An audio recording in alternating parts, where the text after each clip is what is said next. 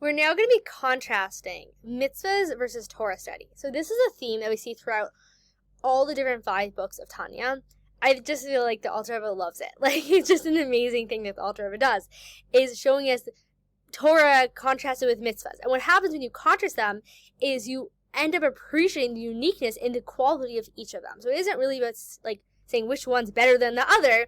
It's more so through comparing them and contrasting them, we acknowledge the advantages of each in their own right. So now we're going to be looking at Torah study, as yesterday we looked at mitzvahs. Torah study not only engages the outer garments of the divine soul as action, like a mitzvah does, but also engages the inner divine garments, which are speech and thought.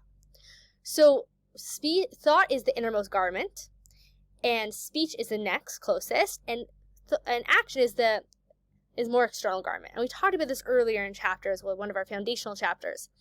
And the idea here is that thought is your inner world. It never stops. Like, even when you're sleeping, it just goes. Speech is less close to the soul, and therefore it does stop, theoretically.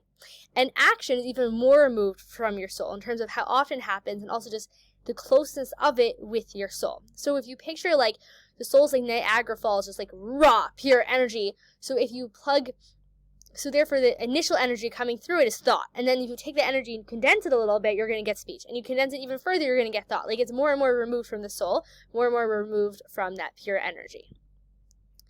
So through Torah study, your soul and its garments actually merge with the divine will, in contrast with mitzvahs, through which you ultimately remain distinct from the divine will, just as a chariot remains separate from its rider.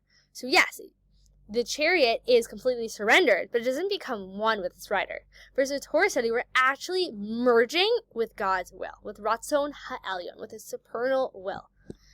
The key difference between mitzvah acts and Torah is that a mitzvah act expresses the divine will. Is that divine will in action? It's happening. All right, 3, 2, 1, action, go. Right, the mitzvahs, it's happening in real time. Whereas Torah is the divine will. That's the main distinction here. It is the divine will. When you're learning Torah, that is the divine will. So let's give an example. A person takes an esrog on Sukkot.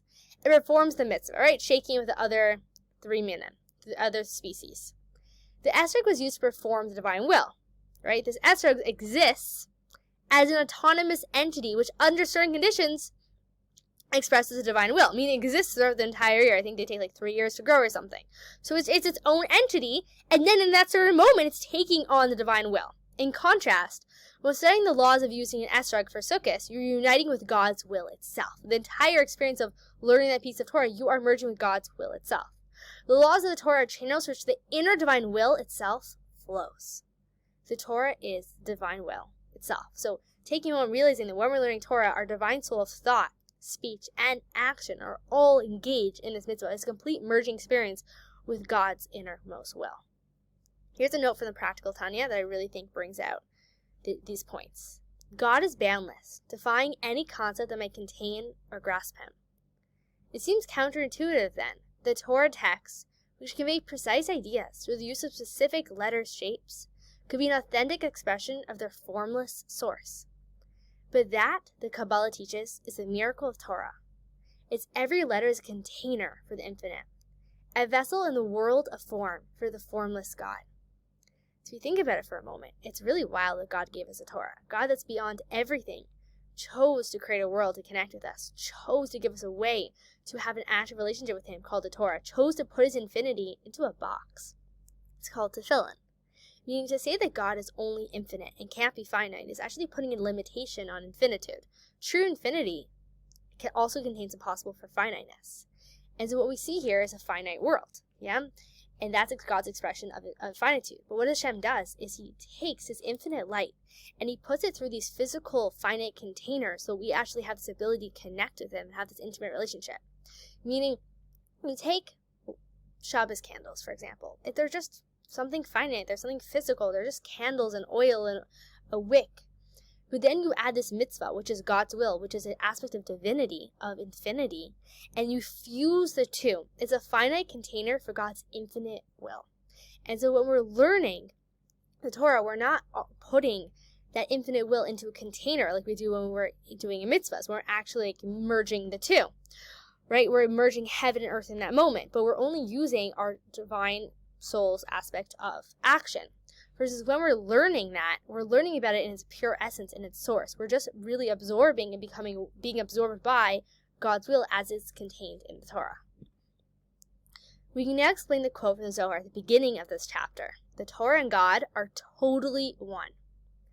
When studying Torah, we are one with God. As the Rambam writes, God is the knower and the power to know. AKA, God is totally one with the Torah as He's the knowledge, the knower, and the known. He's all three. When we're learning Torah, God is the knowledge that we're learning. He is the knower. He is the one who's learning this information, and He's the one who's being known, okay? God is all three simultaneously. And this is how we're able to have this yichud nifla, this wondrous unity we talked about earlier in Tanya. This type of merging of being absorbed by and being absorbing and being absorbed by happening simultaneously. This is a wondrous unity that only happens with Torah. And why is the Zohar saying totally one? That's just like how kids talk today. We just say like totally all the time. Israelis always say mamish, like really. Okay, there's a reason the Zohar is using the word totally. It's not random. Totally one because it's not just a chariot, rather merged in total union with the blessed infinite one. Right? It's not just a chariot that remains separate from its rider, but is that our divine soul's garment of thought, of speech, and action, of our innermost garments, are becoming totally merged in this wondrous unity with God during the time of learning Torah. So next time you're learning a piece of Torah, whether it's a quick quote or even right now, how meta is this? Taking the time to learn Tanya in your day. Realize how in this moment we're having the total merging experience of learning, of becoming one with God's will, because the Torah is God's will itself. Thanks for taking the time.